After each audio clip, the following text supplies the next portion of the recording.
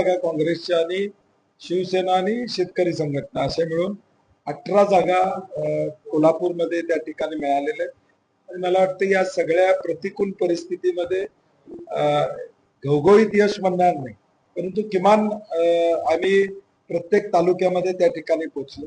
गगनबावड्याची पंचायत समिती आमच्याकडे आलेली आहे. राधानगरीची पंचायत समिती बारापैकी जवळजवळ 5 सीटा या काँग्रेसच्या प्रामुख्याने आलेल्या आहेत.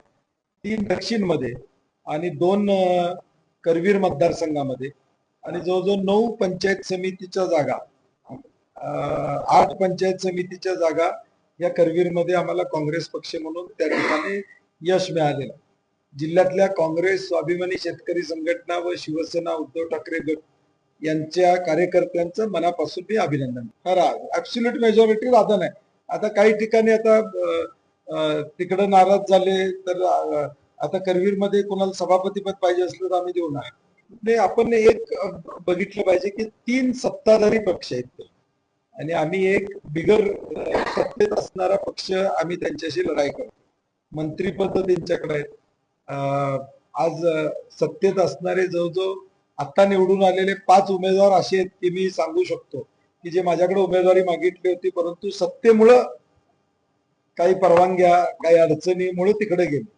त्यामुळे ते सत्तेतनं आलेले हे मॅन्डेट आहे. मी म्हणलं तसं या स्थानिक स्वराज्य संस्थेवर साधारणपणे सत्तेचा प्रभाव हा बऱ्यापैकी या ठिकाणी पडताना दिसतो आणि तो आता देखील आपल्याला भाजपच्या बाजूने किंवा इतर पक्षाच्या बाजूने, सत्तेतल्या पक्षांच्या बाजूने जो आलाय तो प्रामुख्याने त्या ठिकाणी दिसतो. स्वर्गीय अजितदादांचं एक या राज्यातलं मराठा नेतृत्व, बहुजनांचं नेतृत्व हे दुर्दैवाने गेलं. त्याचाही परिणाम राष्ट्रवादीला मी फायदा म्हणणार नाही, परंतु त्या सहानुभूतीचा निश्चितपणे उपयोग राष्ट्रवादीला देखील त्या ठिकाणी झाला. कदाचित दादा असते तर अजून टक्का वाढला असता असं पण म्हणता येईल किंवा काय, याच्यावर न बोलता. परंतु त्या ठिकाणी या सगळ्या गोष्टी जिल्हा परिषदला कारणीभूत आहेत.